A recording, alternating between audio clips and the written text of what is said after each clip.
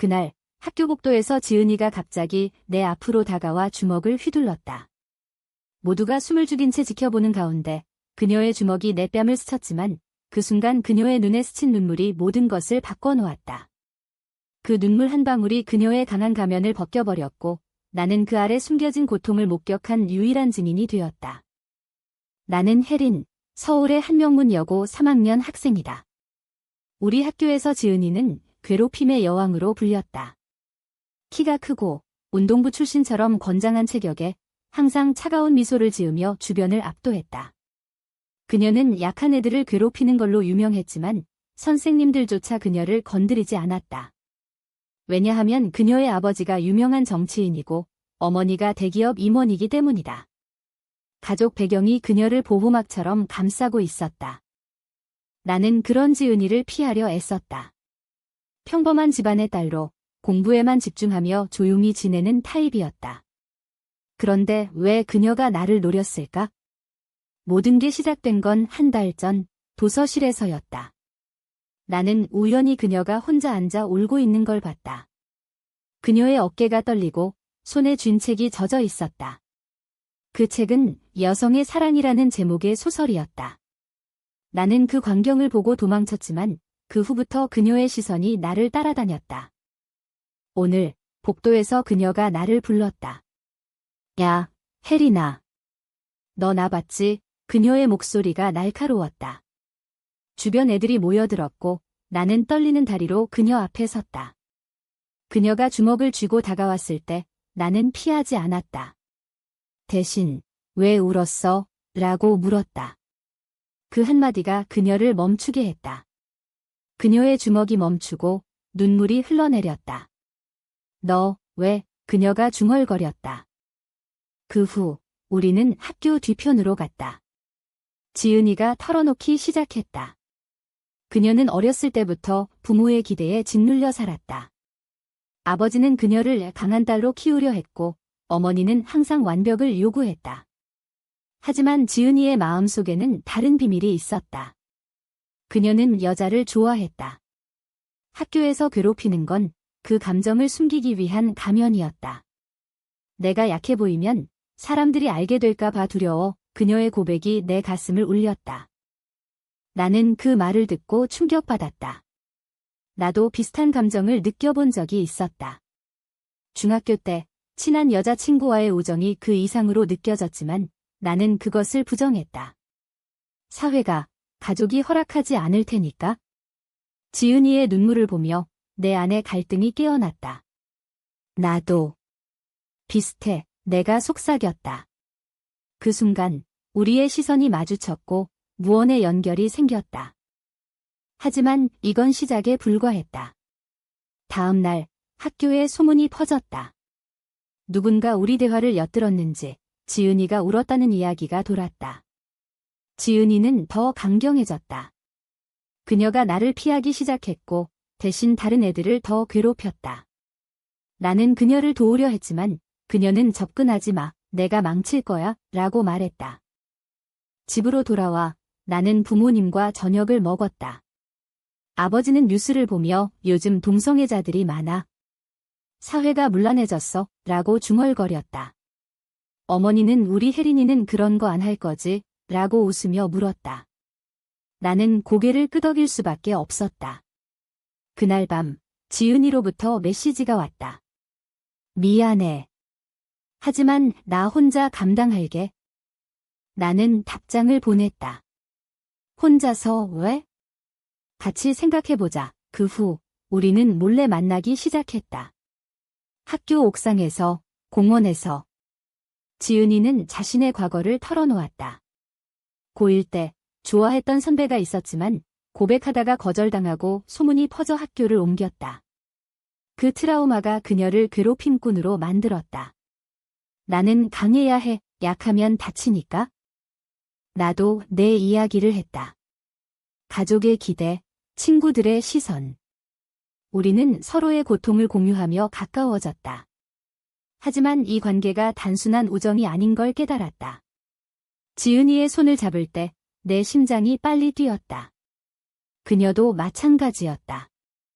혜린아, 나 너 좋아해. 그녀의 고백이 공기를 가득 채웠다. 그런데 문제가 생겼다. 지은이의 부모가 그녀의 행동을 의심하기 시작했다. 아버지가 학교에 전화를 걸어 우리 딸이 이상한 애들과 어울리지 않게 해 라고 말했다. 선생님은 지은이를 불러 상담했다. 지은이는 집에 돌아가 부모와 대치했다. 너 요즘 왜 그래? 공부나 해. 아버지의 호통이 그녀를 더 올가매었다. 나는 지은이를 위로하려 했지만 그녀는 이제 그만하자. 위험해 라고 말했다. 하지만 나는 포기할 수 없었다. 우리의 만남이 이어지며 감정이 깊어졌다. 학교에서 몰래 손을 잡고 메시지로 사랑을 속삭였다. 그러나 이 비밀스러운 관계가 점점 압박으로 다가왔다. 사회의 시선이, 가족의 기대가 우리를 짓눌렀다. 시간이 지나면서 우리의 관계는 더 깊어졌다. 지은이는 학교에서 여전히 강한 척했지만 나와 있을 때는 부드러워졌다. 우리는 주말에 서울의 한적한 카페에서 만나 이야기를 나눴다. 혜린아, 너 없으면 나 어떻게 살지? 그녀의 말이 내 가슴을 저렸다. 하지만 이 행복은 불안과 함께 왔다. 지은이의 집안이 점점 그녀를 감시했다. 어머니가 그녀의 핸드폰을 확인하려 했고 아버지는 대학 가기 전에 이상한 짓 하지 마 라고 경고했다. 한 번은 지은이가 집에서 도망쳐 나왔다. 밤늦게 공원에서 만난 그녀는 울면서 말했다.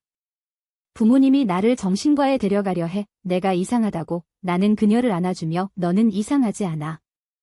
우리 사랑은 정상적이야 라고 말했다. 하지만 내 말조차 확신이 없었다. 한국 사회에서 동성애는 여전히 금기였다. 뉴스에서 동성 결혼 반대 시위가 나오고 친구들은 그런 사람들 이상해 라고 수근거렸다. 학교에서 우리의 관계가 의심받기 시작했다. 한 친구가 너네 둘이 자주 붙어 다니네? 이상하지? 라고 물었다. 지은이는 화를 내며 상관없어 라고 소리쳤지만 그 후 그녀는 더 조심스러워졌다. 나는 내 가족도 걱정됐다. 어머니가 요즘 친구들하고 뭐해? 라고 물을 때마다 거짓말을 해야 했다. 그냥 공부해요. 그러던 중 큰 사건이 터졌다. 지은이의 아버지가 그녀의 일기를 발견했다. 그 안에는 나에 대한 감정이 적혀 있었다. 아버지는 분노하며 지은이를 때렸다. 이런 더러운 감정. 당장 고쳐. 지은이는 집을 나와 내 집 근처로 왔다. 나는 그녀를 데리고 모텔로 갔다. 그곳에서 우리는 밤새 이야기했다. 혜린아, 나 도망칠까? 그녀의 눈에 절망이 가득했다. 나는 함께라면 할 수 있어 라고 말했다. 하지만 현실은 냉혹했다. 우리는 아직 학생이었고 돈도 독립할 능력도 없었다. 다음 날 지은이의 부모가 경찰에 신고했다. 우리 딸이 실종됐어요. 경찰이 나를 불렀다. 지은이를 본 적 있나? 나는 떨리는 목소리로 모르겠어요 라고 거짓말했다. 지은이는 결국 집으로 돌아갔다. 부모의 강요로 상담을 받기 시작했다. 동성애는 병이야. 치료받아 라는 말에 그녀는 고통받았다. 메시지로 미안해. 나 포기할게 라고 보냈다. 나는 울면서 답했다. 포기하지 마. 우리 사랑은 진짜야. 하지만 그녀의 답이 점점 늦어졌다. 학교에서 지은이는 나를 피했다.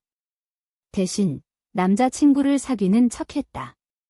한 남학생과 손을 잡고 다니는 걸 봤을 때 내 가슴이 찢어졌다.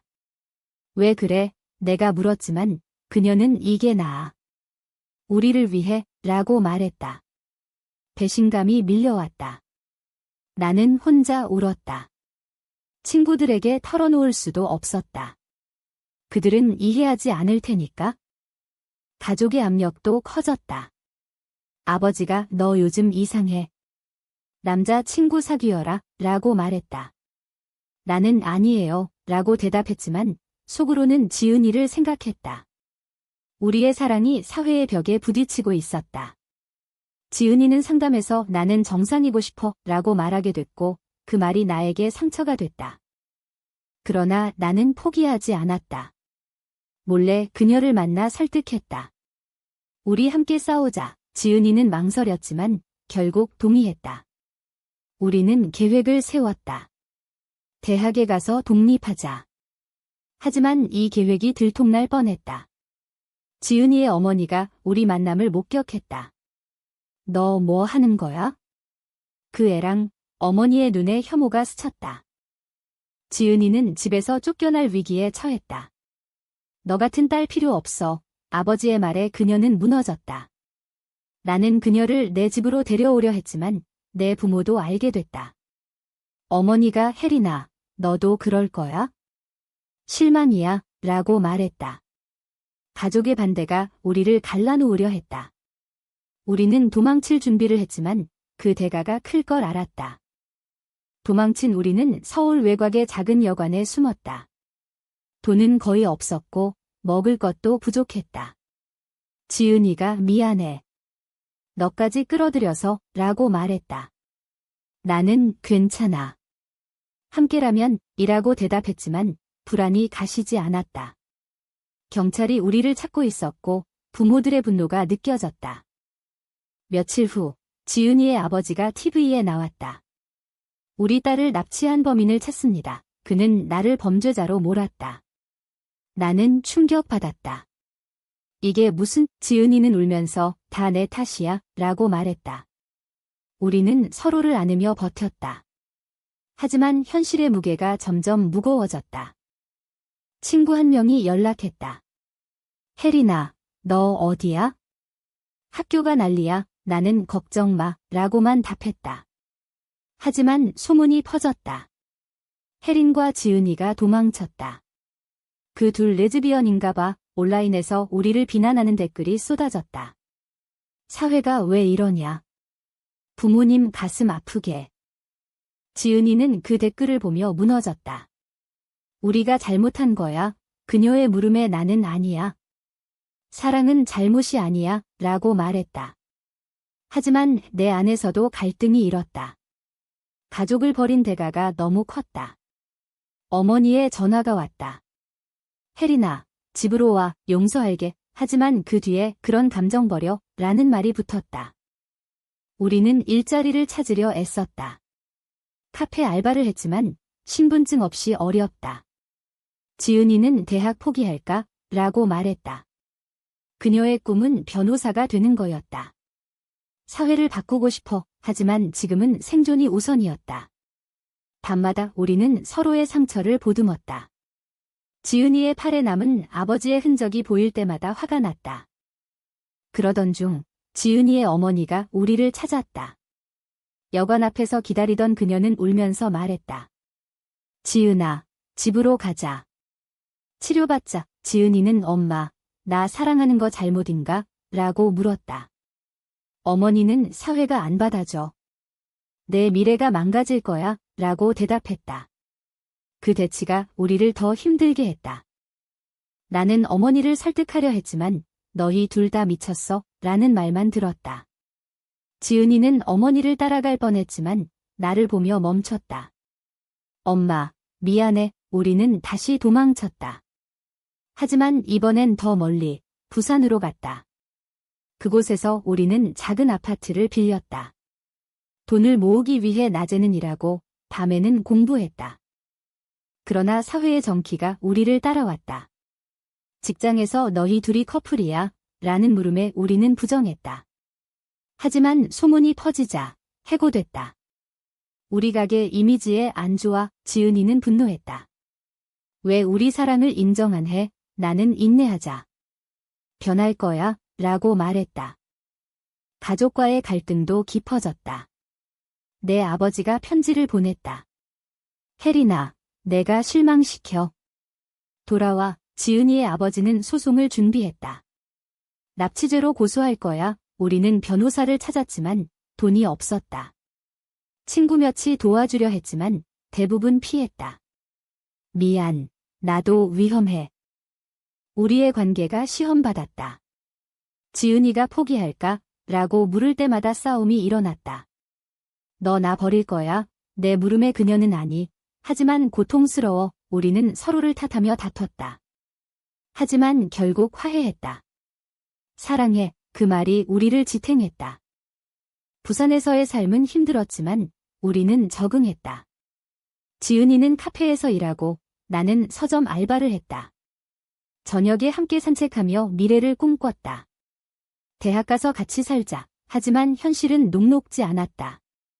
지은이의 건강이 나빠졌다.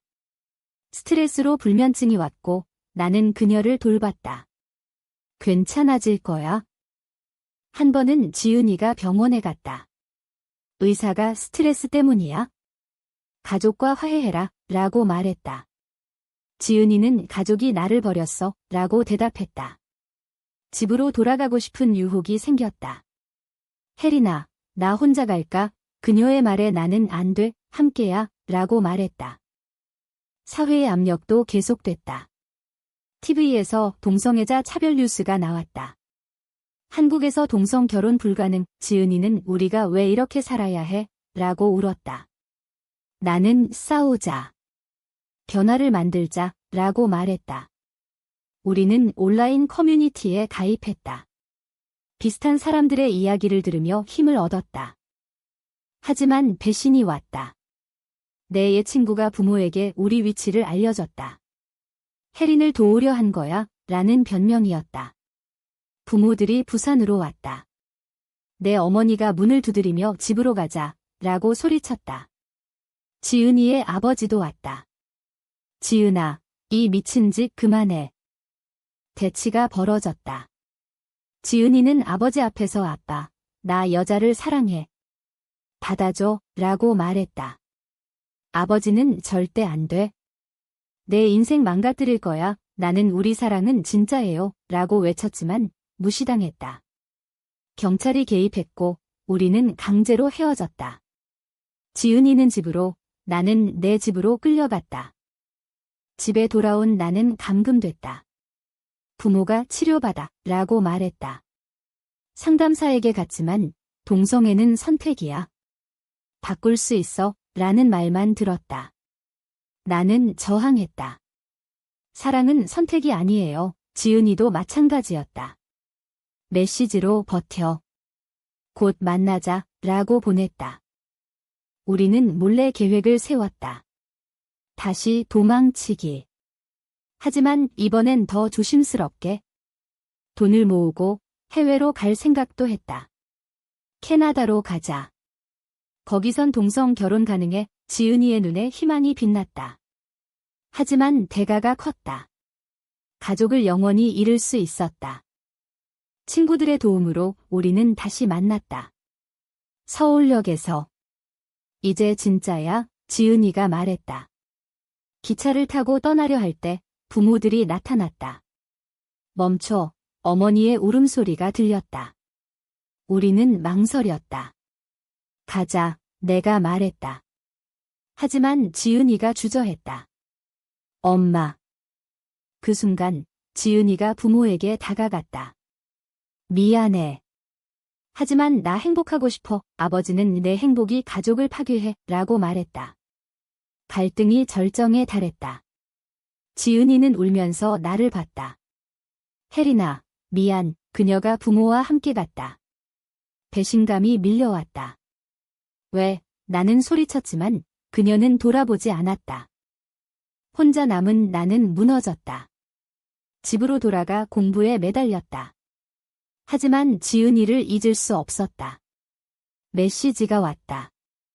혜린아, 나 결혼할게. 정상적으로 살게. 그녀가 남자와 약혼했다는 소식이었다. 내 세계가 무너졌다. 왜 포기해? 시간이 흘러 나는 대학에 들어갔다. 지은이는 다른 대학에서 공부했다. 우리는 연락을 끊었다. 하지만 내 마음속에 그녀는 여전했다. 사회는 여전히 동성애를 비난했다. 친구들이 너 요즘 어때? 라고 물을 때 나는 웃으며 괜찮아 라고 말했다. 하지만 밤마다 울었다.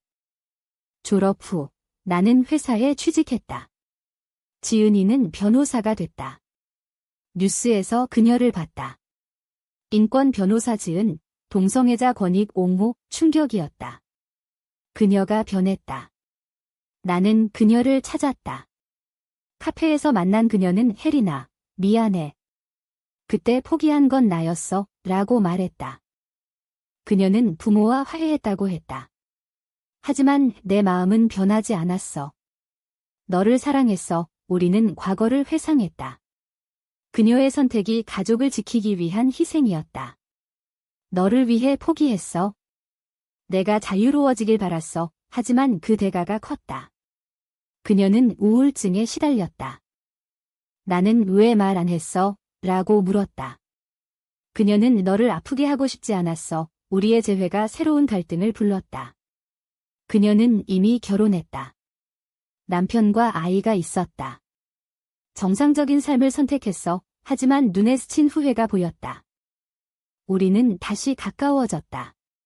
몰래 만나 이야기를 나눴다. 지금도 사랑해. 그녀의 물음에 나는 응, 이라고 답했다. 하지만 도덕적 딜레마가 왔다. 그녀의 가족을 파괴할 수 없었다. 이제 그만하자, 내가 말했다. 지은이는 울었다. 왜 우리는 이렇게 살아야 해? 사회가 변하기 시작했다. 동성 결혼 법안이 논의됐고 시위가 일어났다.